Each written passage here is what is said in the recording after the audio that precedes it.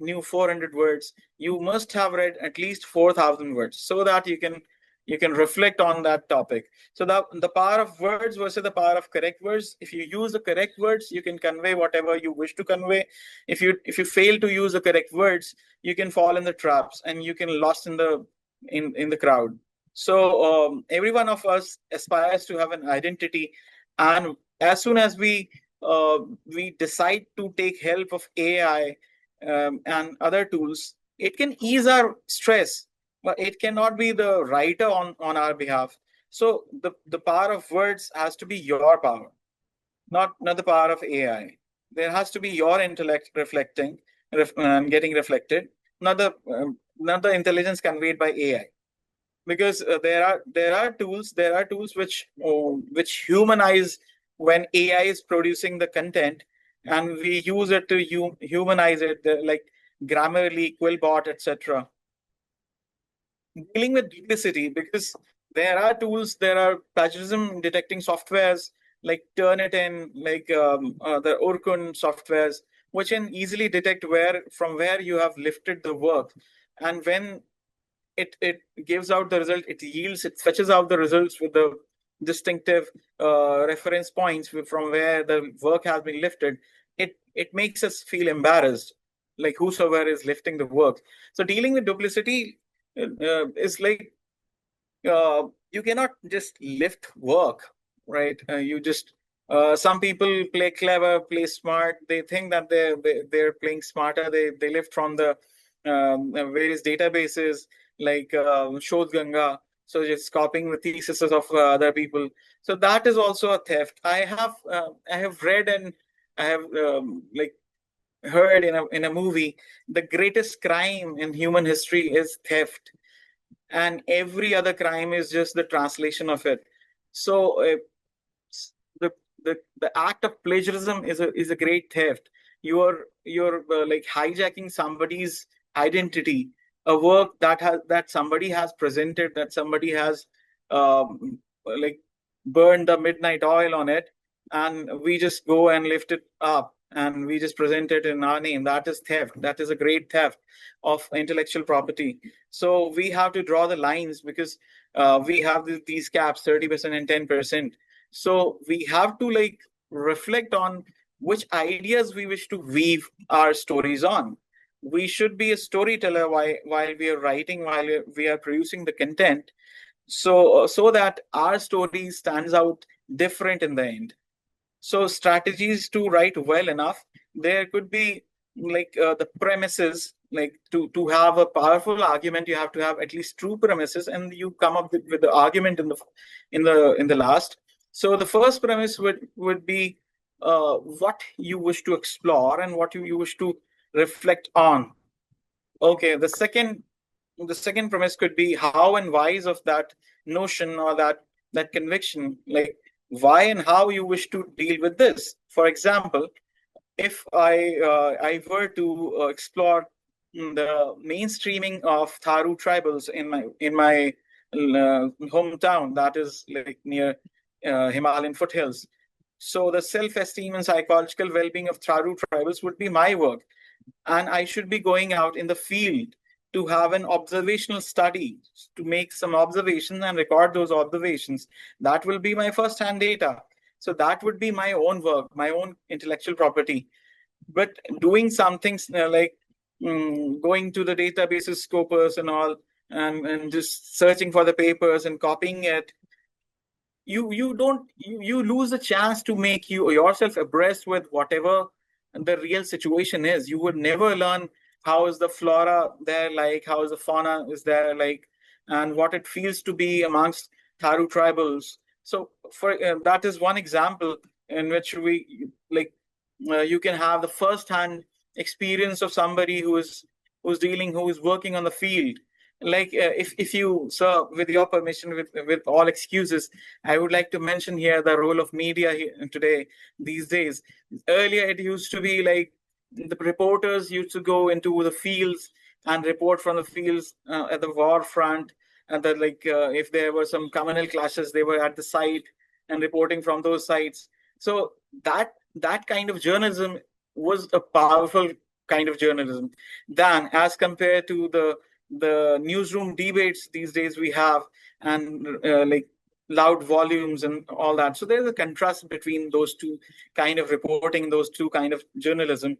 So we can like easily mark out what is the difference between the two. We all, needless to say, we enjoy the real reporting, right?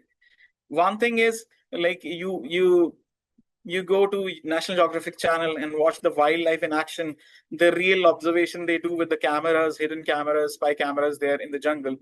And one thing is you go to zoo and you just watch out those controlled, caged, enslaved animals, and they're not free.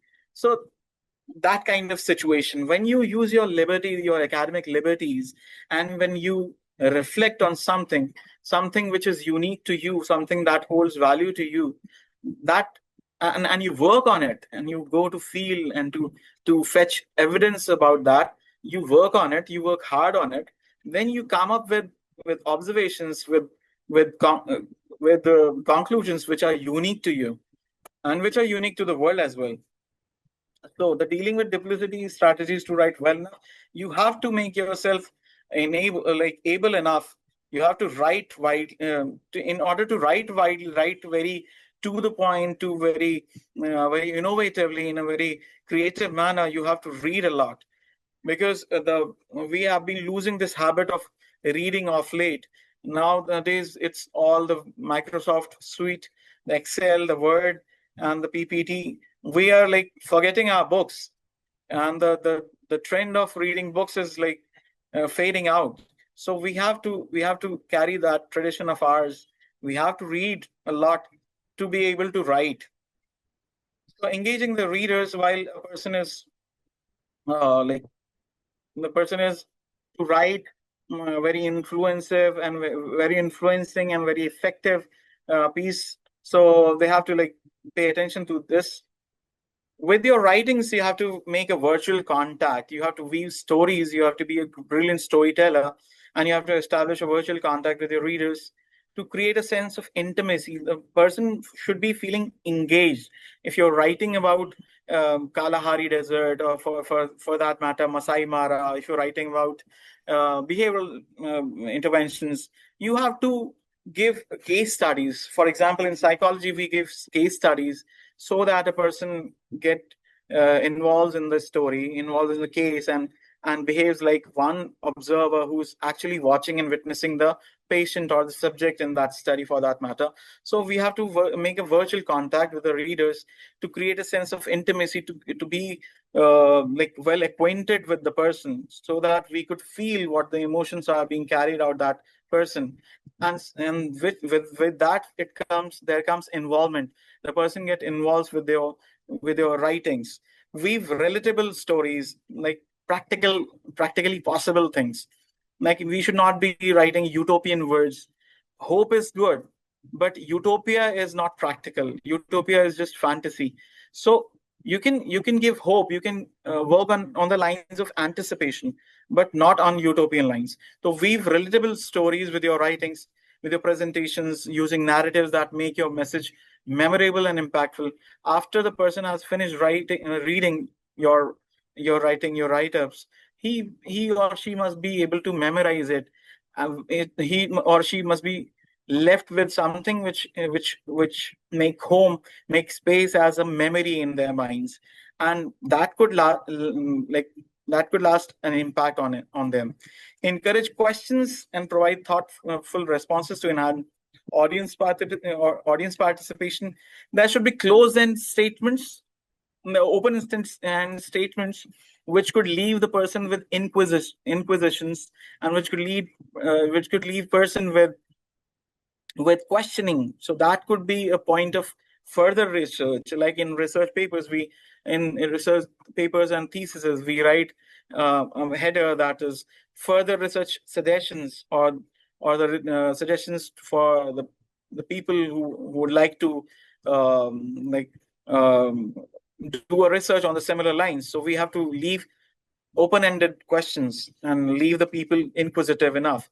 So encourage questions and provide thoughtful responses to enhance audience participation. The readers must engage with whatever you're writing. That is an influential, impactful writing.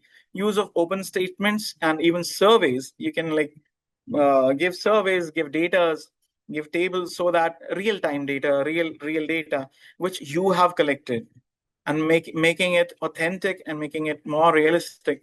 The writing is more realistic and authentic, and to gather audience opinions so that the person is in the state of reaction formation. One of the defense mechanism we deal with in psychology is reaction formation or the opinion formation. In your surveys, in poll surveys, we do that reaction and opinion formation, opinion polls, that kind of thing. So the audience gather audience opinions, promoting engagement and making sure that the readers feel involved. That is something which I would like to reflect on the header on engaging the readers. The readers must be engaged enough so that they could be left with a sense of connecting with the writing. There have been writers, prolific writers. There have been novels, and there have been story books which we still remember. So what makes us remember those novels? Like, I personally remember a book that which I read, the Great Expectations by Charles Dickens. So I remember because of